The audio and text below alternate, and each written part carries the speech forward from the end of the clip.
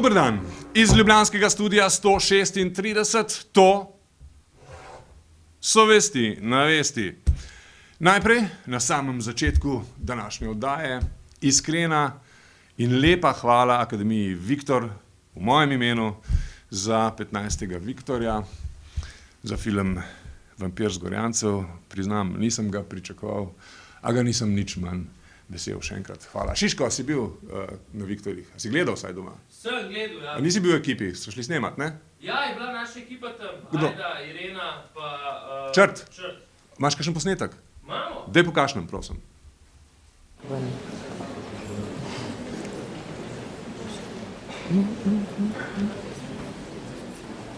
Kje kdo?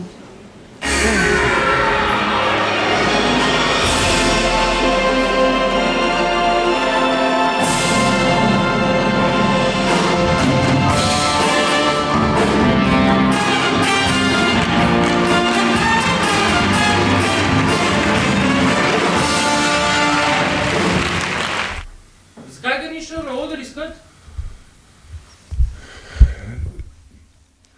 Kavaca in Luštek sta me zaklenila na skret. Seba, vem, da poslušaš, vem, da gledaš. Jebi se. Razumem hec, ampak tokrat se ni noben smejal. Prav? Pojmo naprej.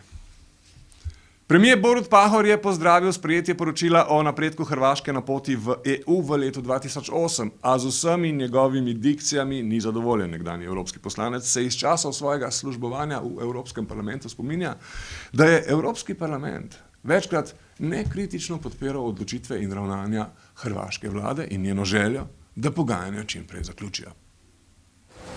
Kot poznavalec tega področja vem, da je Evropski parlament v luči prizadevanj ljudi, ki so pripravili poročilo, naredil velik korak naprej glede odnosa do tega vprašanja. Tisto, kar je bistveno pa za ta predmet je, da na koncu stvar regulira Evropska komisija oziroma Svet Evropske unije in ne Evropski parlament. Je pa treba seveda vzeti to, kar je sprejel na znanje.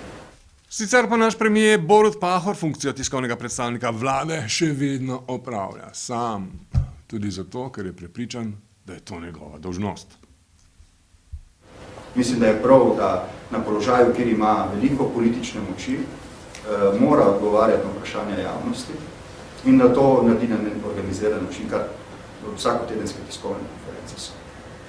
Torej, tukaj ne gre za moja pravica, ampak za moja dolžnost, tako je stvari, tako kot nekateri moji politiki enako protest ravnajo.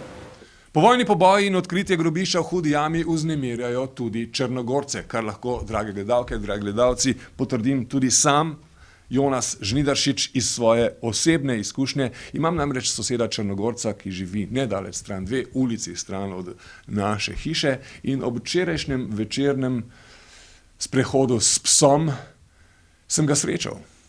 Stal je pred svojo hišo in bil nenavadno vznemirjen.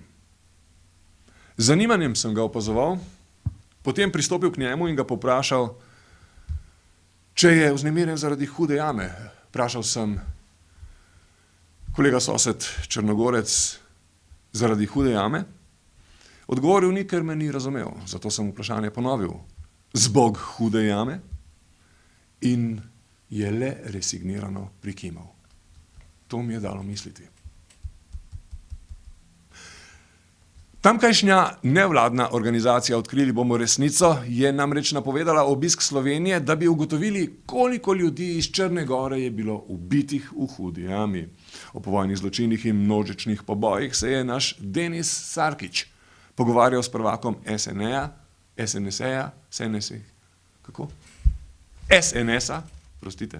Zmagom Jelinčičem Plemenitim, ki mu domače dvorišče krasi kamnita podoba nekdanjega jugoslovanskega maršala Josipa Broza Tita.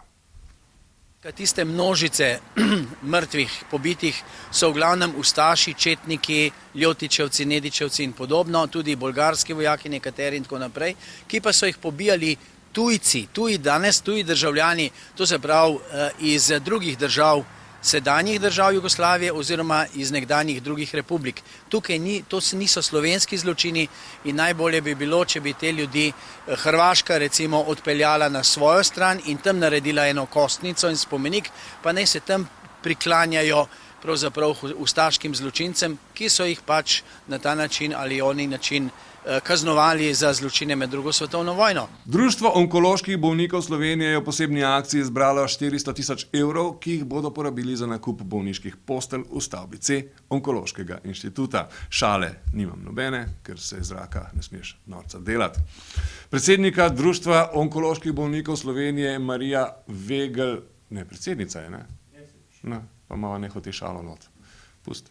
Predsednica Društva onkoloških bolnikov Slovenije Marija Vegel Pirc je pojasnila, kaj je z denarjem, ki ga je darovalo okrog 10 000 ljudi. Ne reš se. Ne zmej se, no. Če predsednica.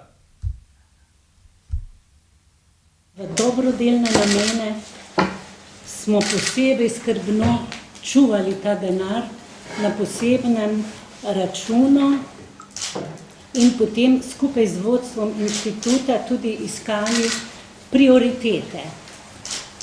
Ampak besedo pri tem so imeli bolniki in kaj bolnik najbolj potrebuje, še posebej težko bolan, ko je vezan na posteljo.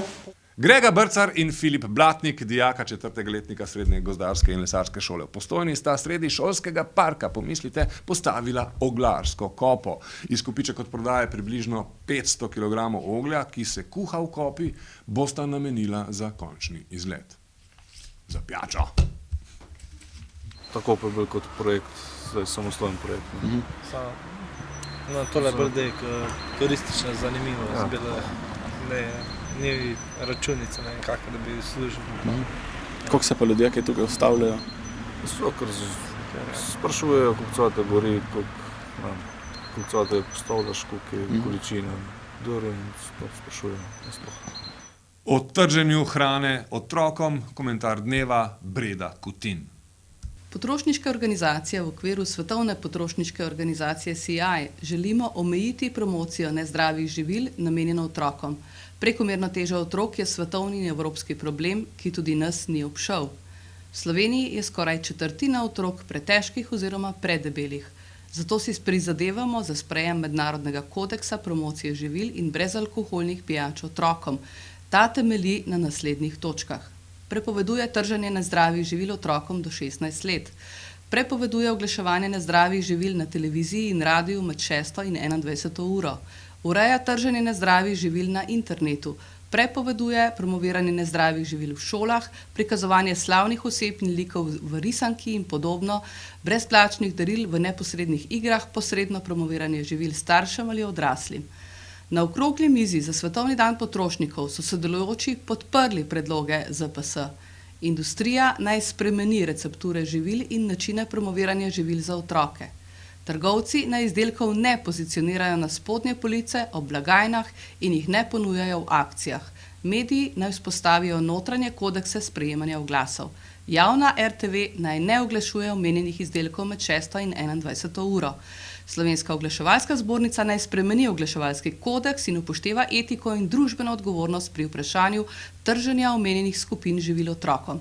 Šole naj ne dovolijo prodaje teh izdelkov v svojih prostorih. Ministrstvo za zdravje naj podpre sprejem kodeksa v Svetovni zdravstveni organizaciji in podpre njegovo promocijo v Sloveniji. Ministrstvo za finance naj poveča oziroma zmanjša davčne obremenitve za hrano. Zobozdravniki pa naj podpirajo starše pri borbi proti kariosu. Podprite kampanjo Zveze potrošnikov Slovenije na spletni strani www.zps.si v korist in zaščito najbolj ranljivih potrošnikov, naših otrok in naših vnukov. Slovenija, Slovenija, Slovenija. Kulturac.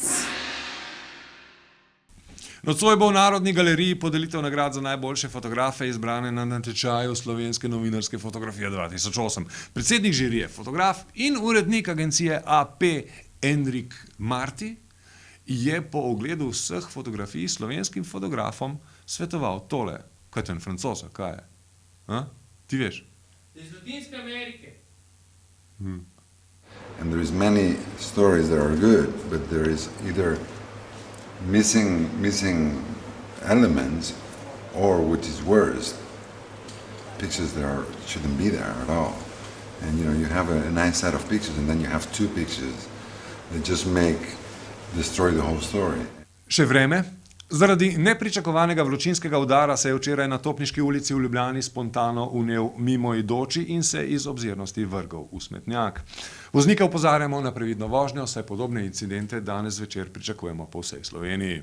Zaradi mešanja z alkoholnimi hlapi sta nevarnosti posebej izpostavljena Maribor in Laško. Iz ljubljanskega studia 136, to so bile vesti na vesti. Nasvidenje.